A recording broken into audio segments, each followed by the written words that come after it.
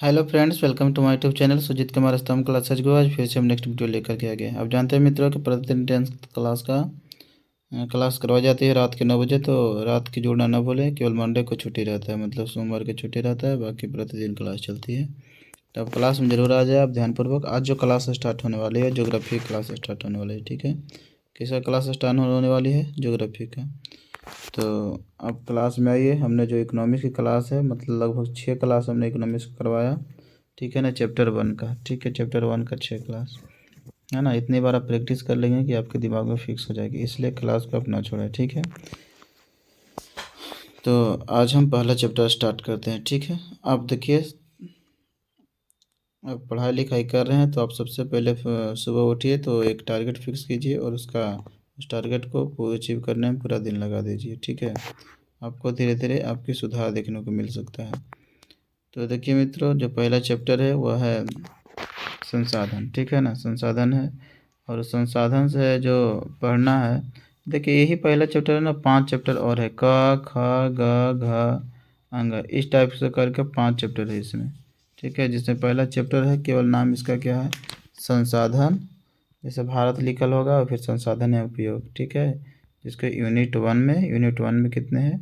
5 chapter है। ठीक है, यूनिट 1 के खंड क में पहला हो गया भारत संसाधन एवं उपयोग। ठीक है, जिसका जो हम पहला क्वेश्चन करने वाले हैं, आप देखिएगा कितनी अच्छी क्वेश्चन है ना। तो अब बताइए, पहला नंबर क्वेश्चन, कोयला किस प्रकार का संसाधन है? अनवीकरणीय है, नवीकरणीय है, जैव है या जैव संसाधन है? बताइए। नवीकरणीय, अनवीकरणीय, जैव संसाधन है, जैविकरणीय। बताइए कोयला किस प्रकार का संसाधन है? देखिए, संसाधन जो होती है ना, संसाधन को 2 भागों में बांटा गया है। एक प्राकृतिक संसाधन होती है और एक मानव निर्मित संसाधन होता है। ठीक है ना, एक क्या होता है? प्राकृतिक संसाधन होता है और एक मानव निर्मित संसाधन होता है।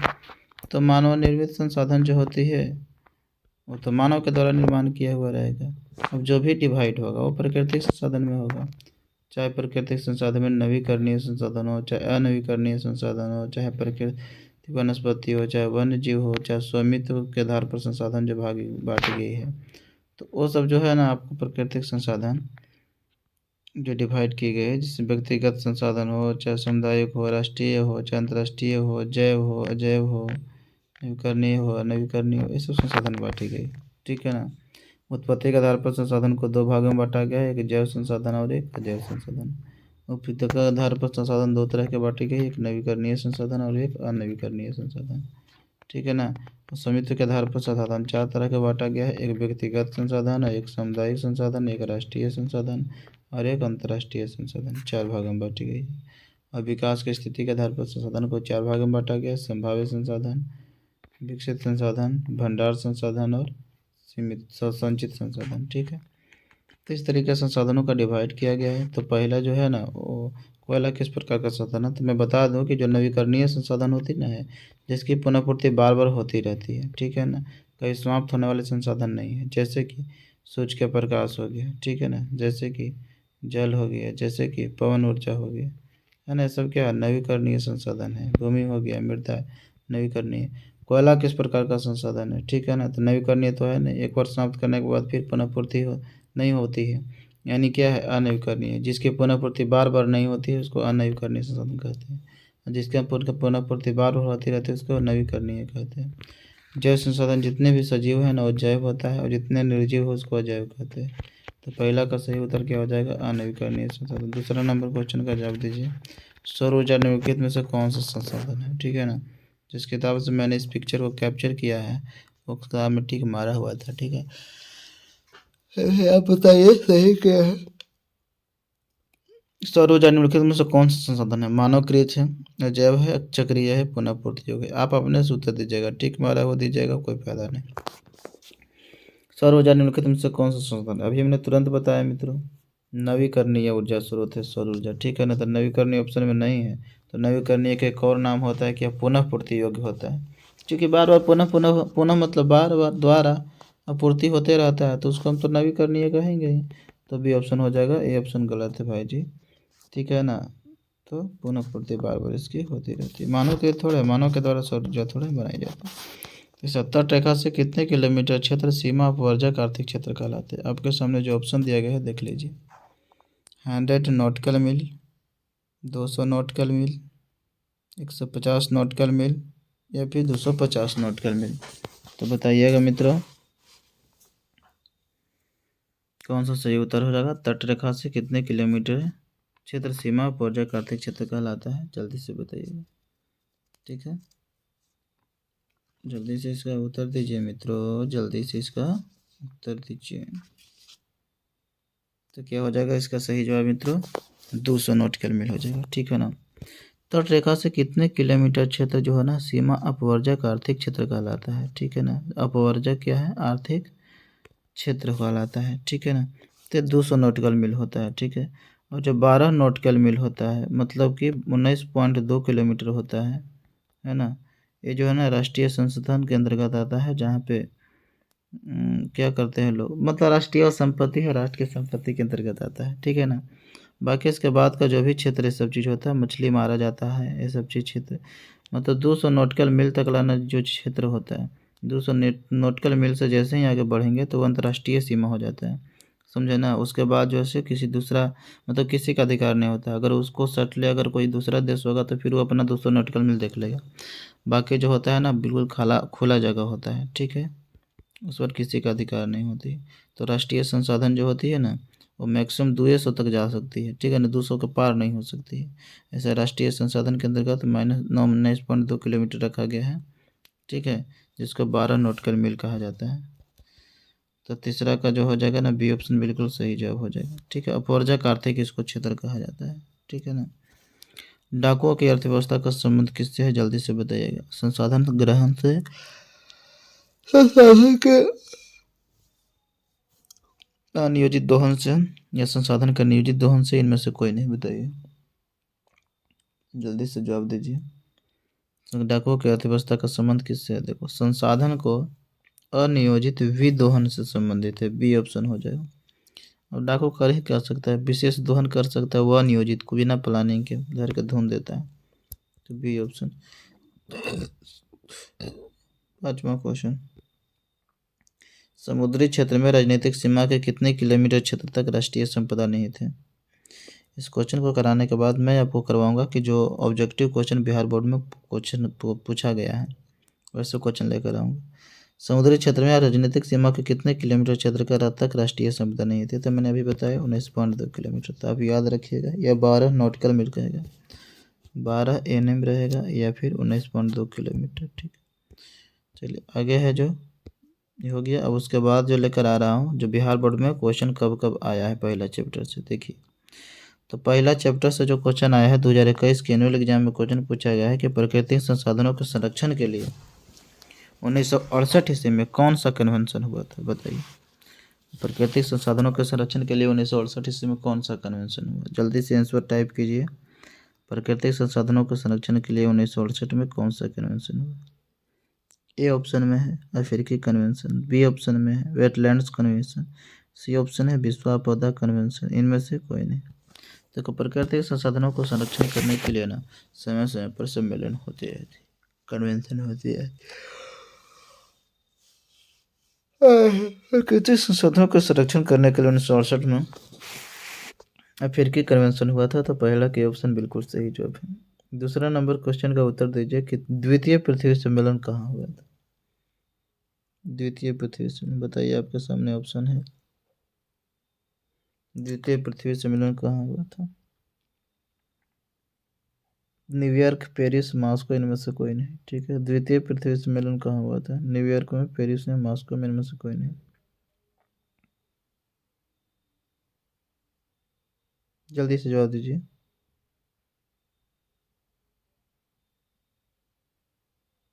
द्वितीय पृथ्वी सम्मेलन जो हुआ था ना वह न्यूयॉर्क में हुआ था। कहाँ हुआ था मित्रों, न्यूयॉर्क में। तो दूसरा का क्या हो जाएगा, ए ऑप्शन बिल्कुल सही हो जाएगा। ठीक है ना, तो इस तरीके की बातों को आप ध्यान में रखना चाहिए। ठीक है, उसके बाद देखिएगा तीसरा नंबर क्वेश्चन, सौर ऊर्जा निम्नलिखित में से कौन सा, देखिए सौर ऊर्जा निम्नलिखित में से कौन सा संसाधन है, मानवकृत है, नवीकरणीय है, अजैव है या अनवीकरणीय।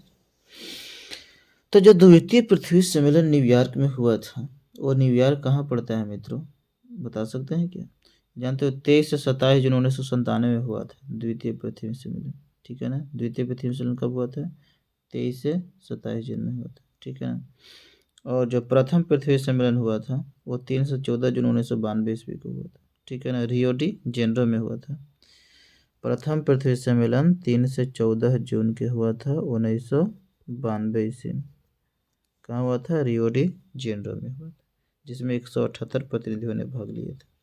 इस विषय रखी गई थी ग्लोबल वार्मिंग को कम करने के लिए वन संरक्षण जैव विविधता है ना कार्यक्रम में रियो डी घोषणा पत्र पर समझौता किया गया था। जो हालांकि क्या बोल सकते हैं, द्वितीय पृथ्वी सम्मेलन जो हुआ इसके जस्ट 5 साल बाद हुआ, ठीक है ना, इसलिए द्वितीय पृथ्वी सम्मेलन को नए +5 सम्मेलन के भी नाम से जाना जाता है, ठीक है। और 23 से 27 जून 1997 ईस्वी में हुआ सब। उसके बाद एक क्योटो सम्मेलन हुआ था जापान में, जो है ना, जापान के क्योटो में 1997 ईस्वी में ही हुआ था, है ना, पृथ्वी ग्लोबल वार्मिंग से बचाने के लिए। अच्छा, ग्लोबल वार्मिंग होता क्या है? ग्लोबल वार्मिंग जो है ना, कार्बन डाइऑक्साइड की मात्रा में जो वृद्धि होती है उसी को हम क्या कहते हैं? Global warming. और कार्बन डाइऑक्साइड की मात्रा में वृद्धि होगी तो क्या होता है? टेम्परेचर बढ़ जाती है, तापमान बढ़ जाती है, ठीक है ना, जिसको हम ग्लोबल वार्मिंग कहते हैं। वैश्विक तापमान बढ़ जाती है। तो तृतीय पृथ्वी सम्मेलन कब हुआ था? वही उसके आयोजन के 10 साल बाद, देख लो ना, 2002 ईस्वी में पहुंच जाएगा, है ना।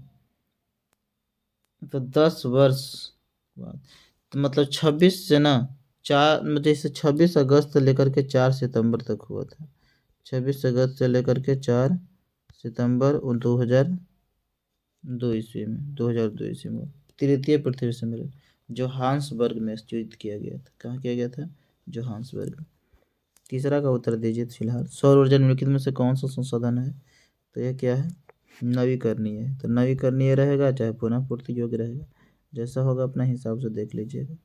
चौथा नंबर क्वेश्चन, सौर ऊर्जा निम्नलिखित में से कौन सा संसाधन है? बताइए। देखिए आपकी पुनः पूर्ति वाला ऑप्शन दे दिया, तो ये सब ना रूप रंग बदल बदल करके आ जाता है कुछ, ठीक है। चौथा कर, 5वां नंबर क्वेश्चन का जवाब दीजिए। विश्व पर्यावरण दिवस कब मनाया जाता है? विश्व पर्यावरण 5 अप्रैल को, 5 जून को, 5 अगस्त को, 5 अक्टूबर को। तो बताइए विश्व पर्यावरण दिवस कब मनाया जाता है? जल्दी से आंसर टाइप कीजिए।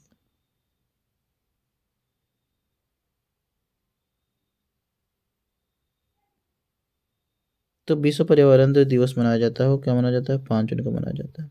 तो याद रखिएगा 5 जून को विश्व पर्यावरण दिवस मनाया जाता है। 11 जुलाई को क्या मनाया जाता है? जनसंख्या दिवस मनाई जाती है। 5 जून को पर्यावरण दिवस, 11 जून को जनसंख्या।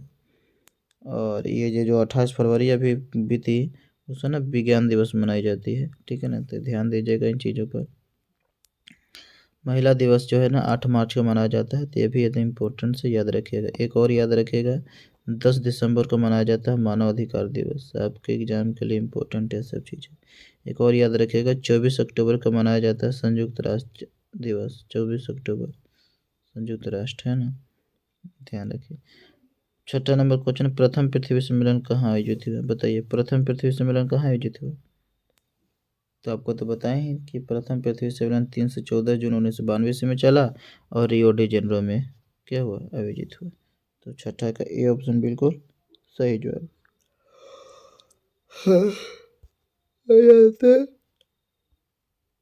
सातवां नंबर क्वेश्चन का, जवाब दीजिए। निम्न में से कौन अनवीकरणीय संसाधन है? बताइए अनवीकरणीय कौन है? सौर ऊर्जा है, जीवाश्म ईंधन है, जल ऊर्जा है, विद्युत ऊर्जा, पवन ऊर्जा, ठीक है। तो निम्न से कौन अनवीकरणीय संसाधन है? सौर ऊर्जा, जीवाश्म ईंधन, जल विद्युत या पवन ऊर्जा। अनवीकरणीय, तो सभी को ऊर्जा तो नवीकरणीय है, जीवाश्म ईंधन अनवीकरणीय है, जल विद्युत नवीकरणीय है, और पवन ऊर्जा जो है ना नवीकरणीय है। तो जीवाश्म ईंधन ही तो है जो अनवीकरणीय है, जिसकी पुनः पूर्ति बार बार नहीं होती। सौर ऊर्जा और जल ऊर्जा, पवन ऊर्जा को तो पुनः पूर्ति बार बार होती रहती है, इसलिए बी ऑप्शन क्या हो जाएगा? बिल्कुल सही जवाब हो जाएगा, ठीक है ना। तो ये सब बिहार बोर्ड में क्वेश्चन आए थे।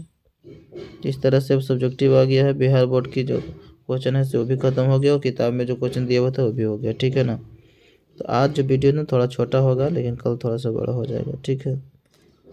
तो लेसन 1 का जो सब्जेक्टिव है वो क्वेश्चन अब करवाने वाले हैं। ये है आज का सब्जेक्टिव क्वेश्चन।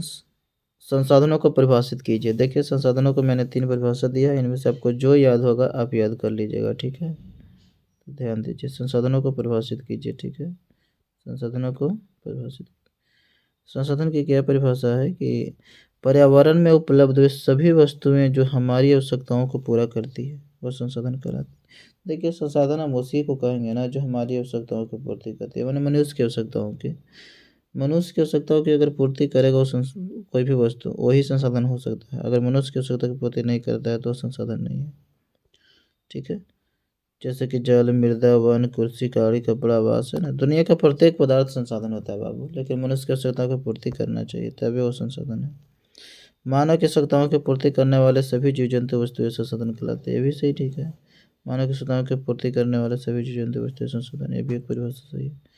एक लेखा दुनिया के प्रत्येक पदार्थ संसाधन कहे जाते हैं जो मनुष्य की आवश्यकताओं की पूर्ति करता है। देखिए ना, मनुष्य की आवश्यकताओं को जो पूर्ति करेगा होगा ही ना संसाधन, जिसका कपड़ा, कमला, किताब, भूमि, पेड़ पौधा इत्यादि। ठीक है, तो इस तरह से पहला का जो 3 को हमने आंसर दिया है। ठीक है, जो क्वेश्चन बैंक है ब्रिलियंट का, उससे मैंने बिहार बोर्ड में पूछा हुआ क्वेश्चन मैंने करवाया है। ठीक है, और बुक का क्वेश्चन भी करवाया और सब्जेक्टिव भी साथ में लेकर के आते हैं, इसलिए आप जरूर जुड़ें क्लास में, ऑब्जेक्टिव सब्जेक्टिव के साथ करेंगे। ठीक है, देखिए अगर वीडियो अगर अच्छा लगता है तो लाइक कीजिए, शेयर करें, सब्सक्राइब कर दीजिए। ठीक है ना, ज़्यादा से ज़्यादा लोगों को फैलाइए यार।